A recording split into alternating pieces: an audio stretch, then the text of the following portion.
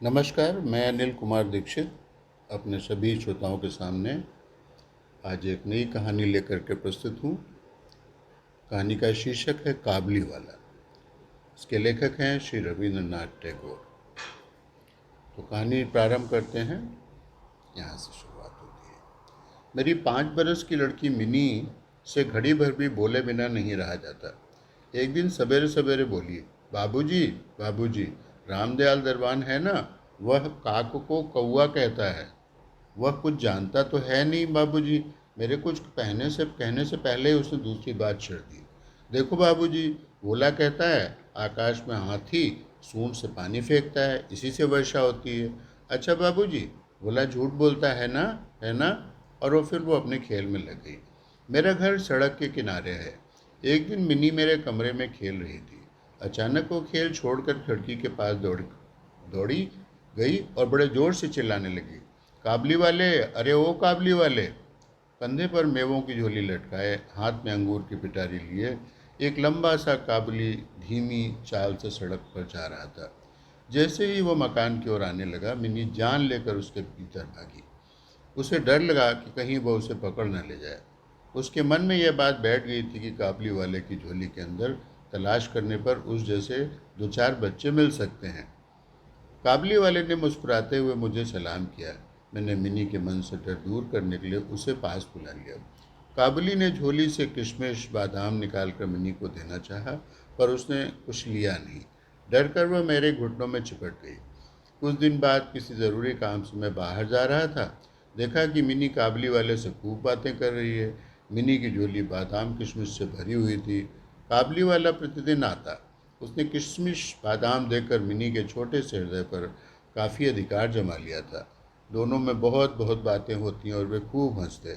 रहमत काबली वाले को देखते ही मेरी लड़की हंसती हुई पूछती, काबली वाले, ओ काबली वाले, तुम्हारी झोली में क्या है। रहमत हंसता हुआ कहता, हाथी है। फिर वो मिनी से कहता, तुम ससुराल कब जाओगी। इस पर उल्टे वो रहमत से तुम पूछती, तुम ससुराल कब जाओगे। रहमत अपना मोटा सा घूंसा तान कर कहता, हम ससुर को मारेगा। इस पर मिनी खूब हंसती। एक दिन सवेरे मैं अपने कमरे में बैठा कुछ काम कर रहा था। ठीक उसी समय सड़क पर बड़े जोर का शोर सुनाई दिया। देखा तो रहमत को 2 सिपाही बांधे लिए जा रहे थे। रहमत के कुर्ते पर खून के दाग थे और सिपाही के हाथ में खून से सना हुआ एक छुरा। हुआ यूं कि हमारे पड़ोस में रहने वाले एक आदमी ने रहमत से एक चादर खरीदी। उसके कुछ रुपए उस पर बाकी थे, जिन्हें देने से उसने इनकार कर दिया था। बस इसी बात पर दोनों में बात बढ़ गई और काबली वाले ने उसे छुरा मार दिया। इतने में काबली वाले कहते हुए मिनी घर से निकल आई। रहमत का चेहरा क्षण भर के लिए खिल उठा।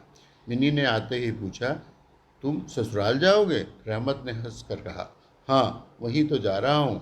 छुरा चलाने के अपराध में रहमत को कई साल की सज़ा हो गई। काबुली का ख्याल धीरे धीरे मेरे मन से भी उतर गया और मिनी भी शायद उसे भूल गई। इसके बाद कई बरस बीत गए। आज मिनी का विवाह है। मैं अपने कमरे में बैठा हुआ खर्च का हिसाब लिख रहा था। इतने में रहमत सलाम करके एक और खड़ा हो गया। पहले तो मैं उसे पहचान ही नहीं सका। अंत में उसकी ओर ध्यान से देखकर पहचाना कि ये तो वही रहमत है, काबली वाला। मैंने पूछा, क्यों रहमत, कब आए। कल ही शाम को जेल से छूटा हूँ, उसने बताया। मैंने कहा, आज घर में एक ज़रूरी काम है, फिर कभी आना। वह उदास होकर जाने लगा। दरवाजे के पास रुक कर बोला, जरा बच्ची को नहीं देख सकता क्या। शायद उसे यही विश्वास था कि मिनी अब भी वैसी ही बच्ची है। मैंने कहा, बहुत काम है, आज उससे मिलना ना हो सकेगा। वह कुछ उदास हो गया और सलाम करके निकल गया। मैं सोच ही रहा था कि उसे वापस बुला लूं। इतने में वो स्वयं ही लौट आया और बोला, यह थोड़ा सा मेवा बच्ची के लिए लाया था, उसे दे दीजिएगा। मैंने पैसे देने चाहे पर उसने कहा, आपकी बहुत मेहरबानी है बाबू साहब, पैसे रहने दीजिए। फिर ठहर कर बोला, आपकी जैसी मेरी भी एक बेटी है। मैं उसकी याद करके आपकी बच्ची के लिए थोड़ा सा मेवा ले आया हूँ। मैं यहाँ सौदा बेचने नहीं आता। उसने कुर्ते की जेब में हाथ डालकर एक मैला कुचैला मुड़ा हुआ कागज का टुकड़ा निकाला और बड़े जतन से उसकी चारों तह खोल कर दोनों हाथों से उसे फैलाकर मेरी मेज पर रख दिया। देखा कि कागज़ के उस टुकड़े पर एक नन्हे से हाथ के छोटे से पंजे की छाप थी। हाथ में थोड़ी सी कालिख लगाकर कागज़ पर उसी की छाप ले ली गई थी। अपनी बेटी अपनी बेटी इस याद को छाती से लगाकर अपनी बेटी की इस याद को छाती से लगाकर रहमत हर साल कलकत्ते के गली कूचों में सौदा बेचने के लिए आता था। देखकर मेरी आंखें भर आईं। सब कुछ भूल कर मैंने उसी समय मिनी को बाहर बुलाया। विवाह की पूरी पोशाक और गहने पहने मिनी शर्म से सिकुड़ती हुई मेरे पास आकर खड़ी हो गई। उसे देखकर काबली वाला पहले तो सकपका गया। उससे पहले जैसी बातचीत न करते बना। बाद में हंसते हुए बोला, लल्ली सास के घर जा रही है क्या? मिनी अब सास का अर्थ समझने लगी थी। मारे शर्म के उसका मुंह लाल हो उठा। मिनी के चले जाने पर एक गहरी सांस भरकर रहमत जमीन पर बैठ गया।